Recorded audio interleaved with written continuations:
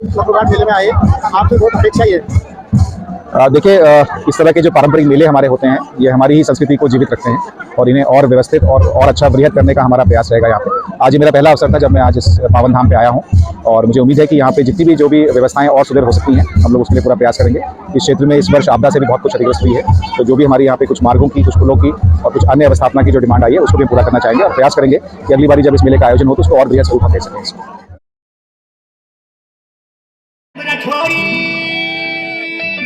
तेरो हेसणो हेसाणो हेसन दिखाणो दुपट्टा उड़ाणो अरे सेठ धुरी के हमरा भी नचगाणो यो भी हमारो। बहुत बहुत आभारी हूँ आपका अमूल्य समय, क्योंकि आज अब आपकी वीसी थी, कमिश्नर साहब की मीटिंग थी, लेकिन उन सबको आप छोड़ते हुए आप इतने दूर पैदल चलकर हमारे बीच में पहुंचे हैं। मैं पूरे सीमांत क्षेत्र की ओर से बहुत बहुत आपका आभार प्रकट करता हूं और आपके बारे में एक बात और कहना चाहूंगा कि आप जैसे आईएएस, अभी आपने नमूना देखा, मुझे बहुत कुछ सीखने को मिलता है। जिलाधिकारी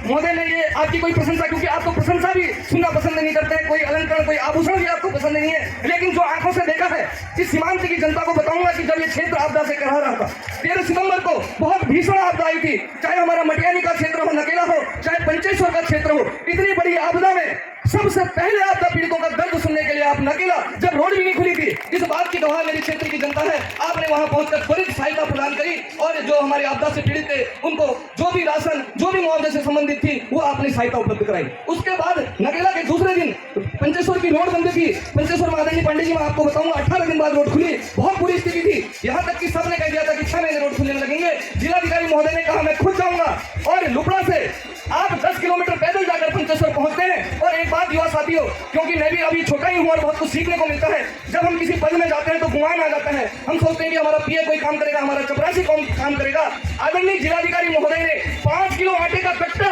आपदा पीड़ितों को पहुंचाने के लिए 10 किलोमीटर तक अपने हाथ में आटे का कट्टा उठाकर आप आपदा पीड़ितों के पास पहुंचे। आप कभी भी अपना जो आपके सहयोगी हैं, आपके साथ रहते हैं, अपने टिफिन से घर से बनाकर उनको रोटी खिलाते हैं, कभी भी जाकर आपने कहीं पर भी चाय भी पिएंगे उसका पैसा भी आप जेब से देते हैं। और सबसे बड़ा पांडे जी, मुझे ताज्जुब तब हुआ, मैंने कहा सर मैं आपका बैग खुद पकड़ लेता हूं, जो आपका पिट्ठू बैग था जिसमें आपका सामान था वो भी आपने अपने सहयोगी को न देकर अपने कंधे पे लाद लिया। ऐसे आईएएस अधिकारी अगर पूरे भारत में हो जाए तो मुझे कहना है फिर कि हमारे राजनेताओं की या जनप्रतिनिधियों की भी आवश्यकता है।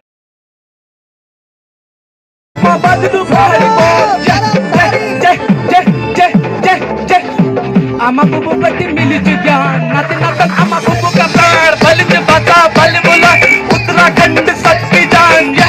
मेरे उत्तराखंड जी सबकी जान ये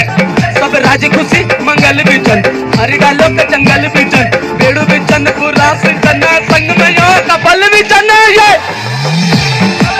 सबसे सबसे सबसे सबसे सबसे सबसे जय जय जय जय